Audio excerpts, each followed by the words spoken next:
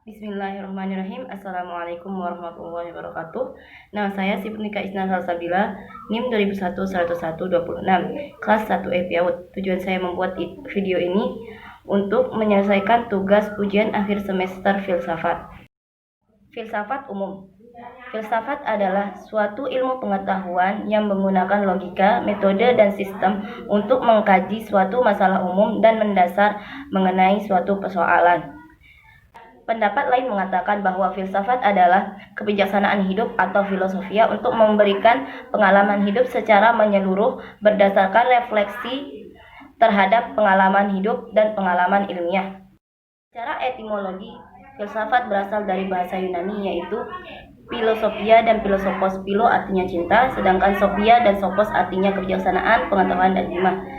Sehingga dalam hal ini pengertian filsafat adalah suatu ilmu yang penuh dengan kebijaksanaan, pengetahuan, dan hikmah. Filsafat Islam sering juga disebut dengan filsafat Arab atau filsafat Muslim. Di dalam Islam ada dua istilah yang erat kaitannya dengan pengertian filsafat. Falsafah atau secara harfiah filsafat yang merujuk pada kajian filosofi, ilmu pengetahuan alam, logika, dan kalam. Secara harfiah berarti bacaan yang merujuk pada kajian teologi Islam. Merujuk pada periodisasi yang dicetuskan oleh Harun Nasution, perkembangan filsafat Islam dapat dibagi menjadi 3 bagian, yaitu periode klasik, periode pertengahan, dan periode modern. Filsafat dan pendidikan sebenarnya adalah dua istilah yang mempunyai arti sendiri.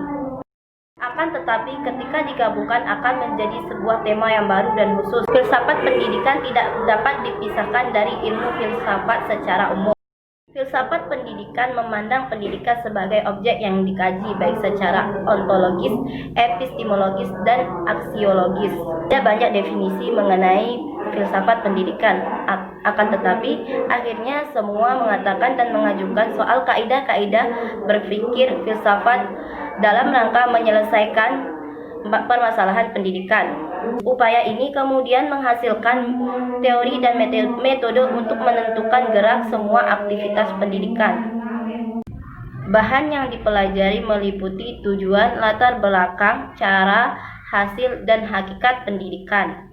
Metode yang dilakukan adalah menganalisis secara kritis manfaat pendidikan. Manfaat pendidikan berupaya untuk memikirkan permasalahan pendidikan. Satu yang dikritis dengan konkret adalah relasi antara pendidik dan peserta didik dalam pembelajaran. Salah satu yang dibicarakan dewasa ini adalah pendidikan yang menyentuh aspek pengalaman. Filsafat pendidikan berusaha menjawab pertanyaan mengenai kebijakan pendidikan, sumber daya manusia, teori kurikulum dan pembelajaran serta aspek-aspek pendidikan lainnya. Suasana belajar di kelas menjadi objek penting dalam filsafat pendidikan.